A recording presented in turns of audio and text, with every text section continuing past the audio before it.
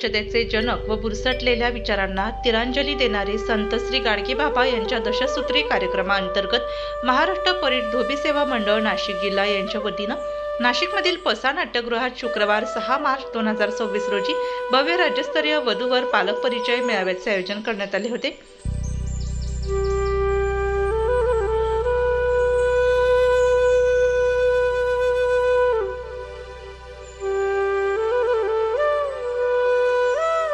प्रारंभी उपस्थित मान्यवरांच्या हस्ते श्री संत गाडगे बाबा यांच्या प्रतिमेला पुष्पहार अर्पण करून तसेच दीप प्रज्वलन आणि पूजन करून गोपाला गोपाला देवकीनंदन गोपाला या भजनांच्या जयघोषात अभिवादन करून कार्यक्रमाला मोठ्या उत्साहात प्रारंभ झाला। राष्ट्रसंत श्री गाडगे बाबा महाराज की जय।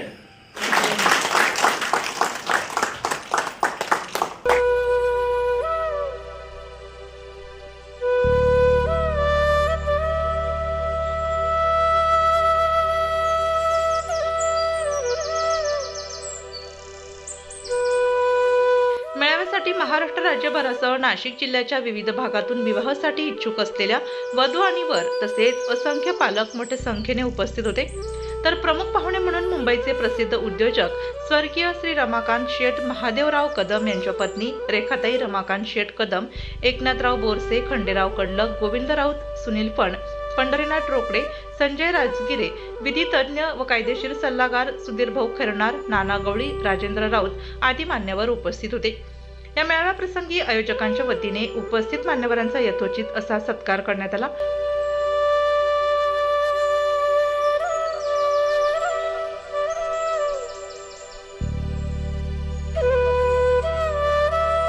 या मेळाव्याचे आयोजकांपैकी एक असलेल्या मंडळाचे नाशिक जिल्हा अध्यक्ष विजय शिरसाट यांनी प्रास्ताविक मनोगत व्यक्त करताना सांगितले की समाजातील समारंभामध्ये तरुण तरुणींचा सहभाग फारच कमी होत आहे।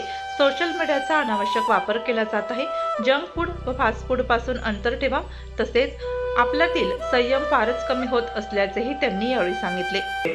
वधूवर त्यांचे पालक यांचं ह्या मेळाव्यात हार्दिक स्वागत, हार्दिक स्वागत, हार्दिक स्वागत। फक्त ह्या वर्षी थोडं आपल्या बाबांची 150वी जयंती होती आणि ती फारच मोठ्या उत्साहात धामधूम मध्ये फार आगळ्या वेगळ्या रीतीने यावर्षी साजरी केली गेली। त्यामुळे थोडं नियोजन चुकलं, तारीख आपल्या दोन्हीत बदलली गेली, म्हणून आम्ही सर्व आयोजक करते दिलगिरी व्यक्त करतो। कोणत्याही कार्यक्रमासाठी सर्वांना माहीतच आहे की कार्यकर्ते हे अहोरात्र झटत असतात।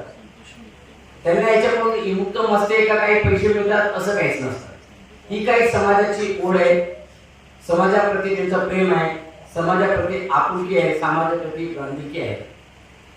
म्हणून जेव्हा तुमच्याकडे काही कार्यकर्ते येतात, कोणी येत असतं, तर 100% त्यांना चांगला प्रतिसाद द्या। आमच्या सर्व कार्यकर्त्यांनी मिळून आणि सर्व समितीने मिळून असं ठरवलेलं आहे की कमीत कमी तुम्हाला जी सूची असणार आहे, जी वधूवर जे जमा झाले, त्यांचे संकलन झालेले आहे, त्यांची सूची तुम्हाला जाताना तुमच्या हातात असणार आहे। व्हॉट्सअप वगैरे जे आहे ते मुलांना देऊ नका, फोन त्यांना देऊ नका, त्यांच्यामुळे त्यांची जिंदगी बर्बाद होते। जितकी चांगली पण होते पण ती बर्बाद जास्त होते, कारण त्यामुळे त्यांची विचारसरणी आहे ती बदलत असते। म्हणून प्रत्येकाला जे आहे आपलं आईवडिलांचं कर्तव्य आहे, त्यांनाही तुमचं बोलचाल ठेवा, त्यांचे संभाषण करा, त्यांची चर्चा करा व त्यांना खाण्यापिण्याबद्दल पण थोडंसं अवगत करा की जास्त फास्ट फूड वगैरे खाऊ नका, जास्त तुम्ही बाहेर जाऊ नका, बाहेर जाणं कधीतरी एकत्र ठीक आहे, आणि बाहेरही गेले तर एकत्र कुटुंबासमवेत जा, त्यामुळे तुमचं रिलेशन प्रेम हे बनून राहतं। प्रमुख पाहुणे श्रीमती रेखाताई कदम, माजी प्रदेशाध्यक्ष एकनाथ बोरसे, प्रदेशाध्यक्ष खंडेराव कडलक, सौ संगीता सगर, सुनील फंड, प्राध्यापक पंढरीनाथ रोकडे यांच्यासह मान्यवरांनी उपस्थित वधूवरांसह पालकांना मार्गदर्शन केले। ज्यांच्यासाठी आपण वधूवर परिचय मेळावा घेतो ते वधूवर उपस्थित राहत नाही, पालक येतात, वधूवरांना घरी ठेवून येतात, कुठलं कारण सांगतात, त्यांचे चांगलं भविष्य आपल्याला पाहायचे, त्यांना प्रत्यक्ष वधूवर मेळाव्यात आणायचं आणि सर्वांना त्या मुला मुलींचा चेहरा मोहरा दिसेल, एज्युकेशन माहीत पडेल। असं जर झालं तर त्या वधूवर मेळाव्यात काही ना काही संबंध जुळतात, पण आपण तसं करत नाही आणि सर्वच पालक म्हणतात नोकरदार मुलगा पाहिजे। सर्वांना शक्य आहे का? तरी सर्वच मुली म्हणतात नोकरदार मुलगा पाहिजे। महाराष्ट्रामध्ये बरेचसे उद्योग आपली युवा मुलं करत आहेत, राजकुंडापोर आहेत, ग्रॅज्युएट आहेत, निर्व्यसनी आहेत, संस्कारी कुटुंबातले आणि नहार साहेब आहेत आलेले आहेत, त्याबद्दल मी त्यांचे अभिनंदन करते. तर आम्ही कुठल्याही पद्धतीने हा वेळ मिळालेला वेळ काढून वेळ देतो. तसंच माझं म्हणणं असं आहे की पालकांनी आणि मुलींच्या आईने यांनी मुलांना आणि मुलींना आपण जसं लग्नाला किंवा आपल्या कोणत्याही समारंभाला घेऊन जातो त्याप्रमाणे इकडे वधूवर मेळाव्यात पण आणावं आणि मुलाला मुलीला स्वतः त्यांना आपलं दोघांचं मनापासून आपलं जे मन मोकळं करून एकमेकाला जे काय आपलं शिक्षण आपलं कर्तृत्व जे एकमेकाला सांगितल्यानंतर आपलं मुलं आणि मुलं जे ठरवतील ते योग्य मला असं वाटतं ते जास्त योग्य आहे. कारण आजच्या काळामध्ये पहिल्यासारखं जुनी पद्धत नाहीये. आमच्या काळामध्ये 40 वर्षापूर्वी वडिलांनी बघून यायचं आणि ते लग्न करायचं आणि ते लग्न यशस्वी ठरत होते. परंतु आता तसं नाहीये. आता मुलामुलींनी ठरवलं, लव्ह मॅरेज केलं तरी पण त्यांच्या नंतर घटस्फोट होता.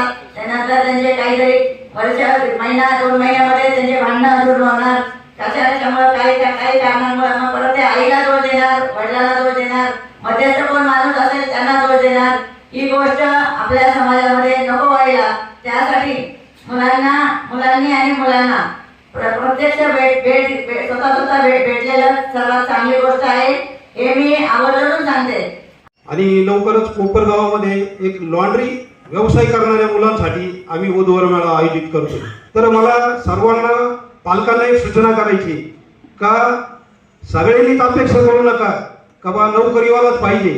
नोकरीवाल्यापेक्षा जो व्यवसाय करतो तो कोणताही व्यवसाय असेल, असा कोणी कर्तबगार मुलगा असेल लॉन्ड्री व्यवसाय करणारा, तर मी माझी मोठी मुलगी M.Com झालेली, तिला आपण लॉन्ड्री व्यवसायवाल्याला मला द्यायची इच्छा आहे.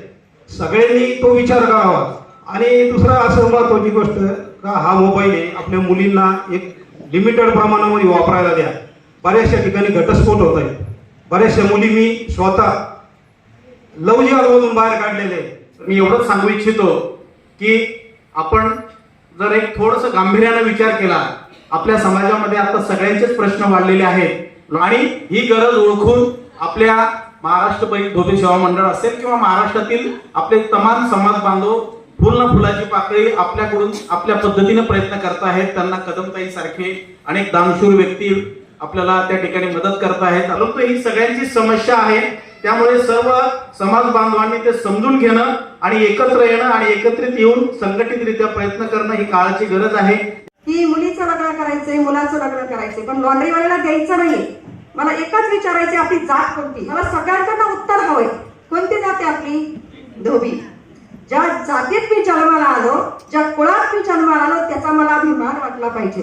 गीतेत भगवंताने सांगितलेलं आहे, श्रेया स्वधर्म विगुणा परधर्मा सोनिष्ठता स्वधर्मे निधनं श्रेय परधर्म भयावह. आज मुली लव्ह मॅरेज करतात. दुसऱ्याचा धर्म किती जरी श्रेष्ठ असला ना, तो भयानक आहे आणि तो टिकवणं खूप कठीण आहे. म्हणून माझा धर्म मला श्रेष्ठ वाटला पाहिजे. मेळाव्यात उपस्थित विवाह इच्छुक वधू आणि वर यांनी आपला परिचय करून दिला. सुधीर भाऊ खैरनार यांनी विशेष करून बरेच वधूवरांचा इंटरव्ह्यू घेत सध्याच्या शिक्षणाबद्दल व करिअर बाबत मार्गदर्शन केले. समाजात ज्यांनी शून्यातून स्वतःचे विश्व निर्माण करून सर्वांसाठी आदर्श असलेल्या उद्योजक योगेश कवळी, सुनील चामुदे, भगवान मोरे आणि रेखा मोरे यांच्या विशेष कार्याचे कौतुक केले.